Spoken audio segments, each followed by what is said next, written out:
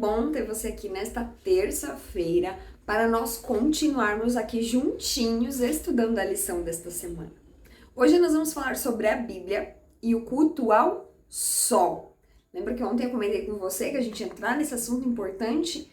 Por que será que esse assunto da adoração ao sol se encontra na lição desta semana? Primeiro, vamos entender uma coisa. Lá em Apocalipse 17, João descreve uma época em que os princípios da Babilônia, inclusive a adoração ao sol, entrariam na igreja cristã. Aí você me pergunta, isso já aconteceu? Sim. No século 4 depois de Cristo, durante o reinado de Constantino, ele estabeleceu ali um decreto, onde as pessoas adorariam o domingo, que é considerado o dia do sol, Ele tinha uma afinidade com esse dia, e mais especificamente ali em 321 depois de Cristo, esse imperador também aprovou a primeira lei dominical. Ou seja, ali as pessoas tinham que adorar ao Deus Sol, tinham que adorar o domingo. Não podia mais se guardar o sábado. Quem escolhia guardar o sábado estava indo contra o decreto do rei. Por quê? Porque, segundo ele, segundo a lei que ele estabeleceu, era para se adorar o domingo.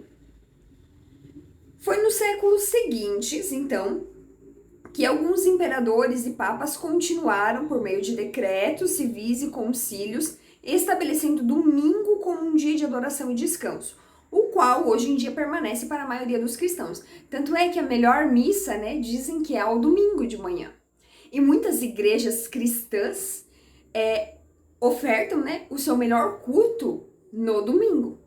Então aí a gente vê que o domingo, ele ganhou muita força como um dia de adoração. Ele ganhou muita força como sendo um dia, entre aspas, sacro. Sendo que, na verdade, isso não veio da parte de Deus. Isso foi uma alteração humana. É lamentável que o domingo tenha estigmatizado como a marca do paganismo e batizado com o nome de Deus Sol tenha sido adotado e sancionado pela apostasia papal e transmitido como um legado sagrado ao protestantismo. Infelizmente, está em nosso meio essa visão de muitos e muitos crentes de que o domingo é um dia de guarda. E a única forma de nós fazermos com que essas pessoas vejam esse engano é pregando a verdade. É levando a mensagem da verdade a essas pessoas. Se nós não levarmos a essas pessoas a mensagem verdadeira, elas vão continuar nesta ilusão, achando que estão corretas. Porque o erro não é delas, e sim de quem trouxe isso como um dia de guarda, como uma verdade. Elas apenas estão ali sendo levadas junto com a multidão e acreditando no que a maioria acredita. Por isso que nós, conhecedores da verdade, temos essa missão tão importante de abrirmos os olhos das pessoas em relação aos enganos de Satanás e mostrar a elas a verdade. Mostrar aquilo que Deus realmente estipulou, aquilo que realmente está na Bíblia. Em Apocalipse 17, a mulher é identificada como a Babilônia espiritual, que nós vimos na semana passada, vestida de quê? Púrpura e escarlate. Essa mulher, ela está montada numa besta e tem na mão um cálice de vinho e embriaga o mundo com os seus erros, com as suas falsas doutrinas. Nós já conseguimos ver aqui de sábado para cá algumas dessas doutrinas. A adoração ao Deus Sol, que é a guarda do domingo. A questão da vida após a morte, que é uma coisa que não existe, é mais um engano aqui da Babilônia espiritual.